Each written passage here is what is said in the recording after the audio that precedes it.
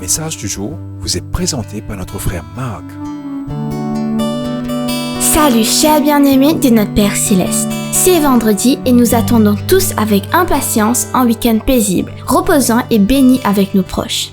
Je prie pour que la sécurité au nom de Jésus nous accompagne tous au long du chemin, car en effet les nouvelles à Maurice sont si effrayantes et incertaines.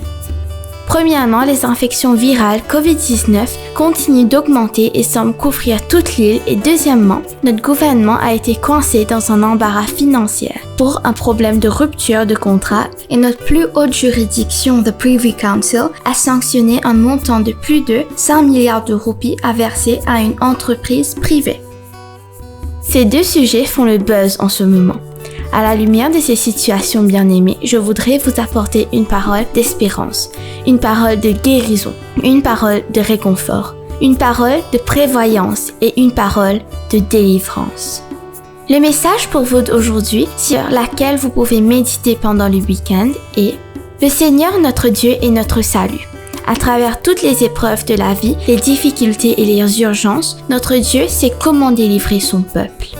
L'apôtre Pierre nous dit « Si Dieu n'a pas épargné l'ancien monde, mais s'il a sauvé Noé, amenant le déluge sur le monde des impies et transformant les villes de Sodome et Gomorrhe en cendres, en faisant d'eux un exemple pour ceux qui après devraient vivre dans l'impiété, et a délivré le juste Lot, alors le Seigneur sait comment délivrer son peuple des épreuves et des tentations. » Dans 2 Pierre 2, 4 à 9. Malgré la sévérité de ces exemples, Dieu envoie un message clair de réconfort à son peuple, comme pour dire « Je viens de vous donner 2 des plus grands exemples de compassion. Si, au milieu d'un déluge qui engloutit le monde, je peux délivrer un homme juste et sa famille de la grande destruction, alors puis-je ne pas vous délivrer aussi?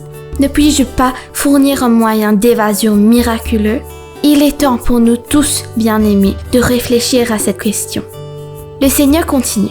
Si je peux envoyer un jugement de feu et de soufre qui consume des villes entières à la fois, j'envoie des anges dans le chaos pour délivrer Lot et ses filles. Alors puis-je ne pas aussi gérer et envoyer des anges pour vous sortir de vos épreuves? Nous devons tous répondre à cette question dans la foi et en toute confiance. Bien-aimés, la leçon ici pour les justes est celle-ci. Dieu fera tout ce qu'il faut pour délivrer son peuple des épreuves et des tentations ardentes. Pensez-y. Il a ouvert la mer Rouge pour sortir Israël des griffes de son ennemi. Il a fait que l'eau sorte d'un rocher pour sauver son peuple de leur épreuve dans le désert. Il a fourni d'un pain miraculeux la nourriture des anges, littéralement envoyée du ciel, pour les épargner de la famine. Et il a prévu une arche pour sauver Noé de l'inondation et des escortes d'anges pour délivrer Lot de la destruction. Bien-aimés, c'est une évidence que Dieu sait comment délivrer son peuple. Et il ira à l'extrême pour l'accomplir. Peu importe les circonstances. Avez-vous cette assurance, mes chers? La phrase de Pierre, « Dieu sait comment délivrer », signifie simplement « Il a déjà fait des plans ».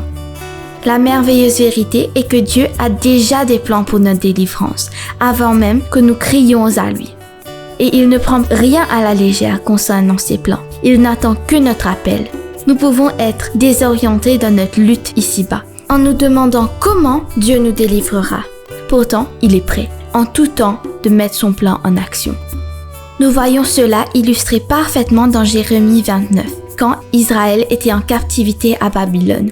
C'était peut-être la plus grande épreuve que le peuple de Dieu n'ait jamais vécue, mais le Seigneur lui a promis « Après 70 ans, je vous visiterai, et ma parole agira en vous. » Bien-aimés, veuillez parcourir tout le chapitre 29 pour imaginer cette situation. Je laisse cela à votre méditation pendant ce week-end. Bien-aimés, désolé d'avoir été long aujourd'hui, mais je crois que c'est dans notre intérêt.